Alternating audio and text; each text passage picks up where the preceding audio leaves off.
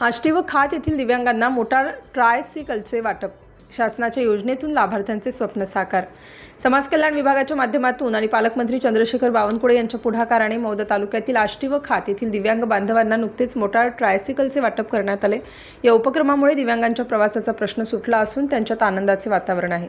या कार्यक्रमाला माजी भाजप मौदा मंडळ अध्यक्ष मुकेश अग्रवाल, जिल्हा परिषद सदस्य राधा अग्रवाल, उपसरपंच रवींद्र मांडरेकर आणि गट ग्रामपंचायत सरपंच घोटमुंडरी सौ चंदाताई गेडाम, उपसरपंच श्याम वाडी भस्मे व इतर स्थानिक पदाधिकारी उपस्थित होते.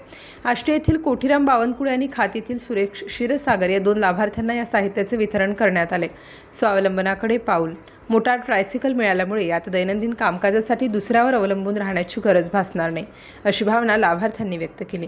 शासकीय योजना शेवटच्या घटकापर्यंत पोहोचवण्यासाठी आम्ही कटिबद्ध आहोत, असे प्रतिपादन मुकेश अग्रवाल यांनी यावेळी केले. सिटी इंडिया न्यूजसाठी नागपूर जिल्हा उपसंपादक अनिल ढोलवार.